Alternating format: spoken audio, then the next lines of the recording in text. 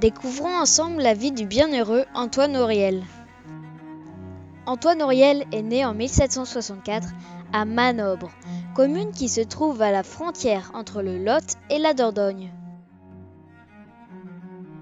Il est l'aîné d'une famille de 7 enfants. Il fait des études de théologie au grand séminaire de Cahors. Nous sommes en 1790, au lendemain de la Révolution, et le 12 juillet est votée la constitution civile du clergé. Peu de temps après, les prêtres sont contraints de prêter serment de fidélité à la Constitution et de renier l'autorité du pape. Ils deviennent ainsi des prêtres constitutionnels, tandis que ceux qui refusent de prêter serment sont appelés prêtres réfractaires. C'est dans ce contexte qu'Antoine Auriel est ordonné prêtre pour le diocèse de Cahors le 29 novembre. Il sera pendant quelque temps vicaire à Cahors. Antoine Auriel, qui a refusé de prêter serment, est arrêté une première fois en 1792 puis sera relâché. Le 10 novembre 1793, il est de nouveau arrêté et emprisonné. Le 11 décembre, avec une cinquantaine de prêtres du sud-ouest, Antoine Auriel est convoyé à pied de Périgueux à Rochefort afin d'être déporté vers les bagnes de la Guyane. Avec Antoine Auriel, ils sont 829 à entrer à Rochefort. Cette ville révolutionnaire a les prisons pleines. Ordre est donné de transférer les prisonniers sur 2 anciens vaisseaux négriers ayant servi pour le transport d'esclaves, les pontons, des bateaux dématés à fond plat. L'embarquement d'Antoine Auriel a lieu le 25 mars 1794 à bord du ponton Les Deux Associés. Pour les prêtres, les conditions sont encore plus affreuses qu'elles ne l'étaient pour les esclaves, car il ne s'agit plus seulement de marchandises humaines à conserver, mais d'ennemis à éliminer. On m'avait demandé de les faire mourir sans bruit, écrira le capitaine du navire.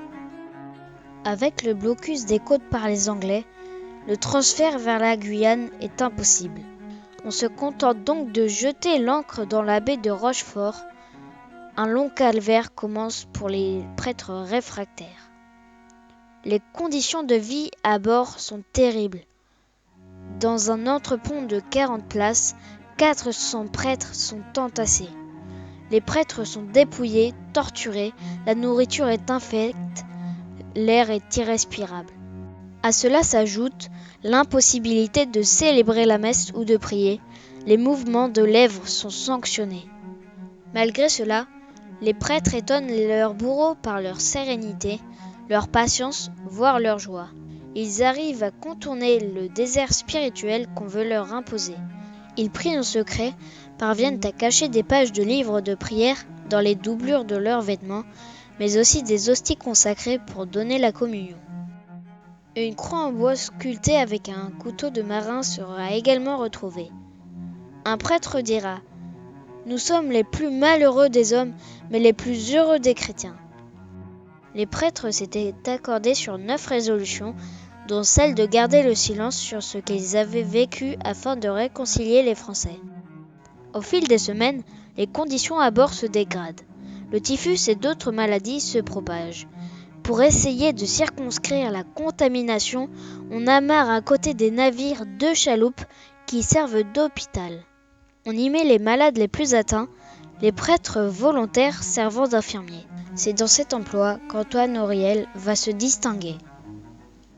Il fut l'un des premiers qui donna l'exemple de se sacrifier pour ses frères dans le périlleux emploi d'infirmier. En juin survint une nouvelle épidémie de choléra et de typhus. Le 16 juin 1794, Antoine Auriel décède, à l'âge de 30 ans.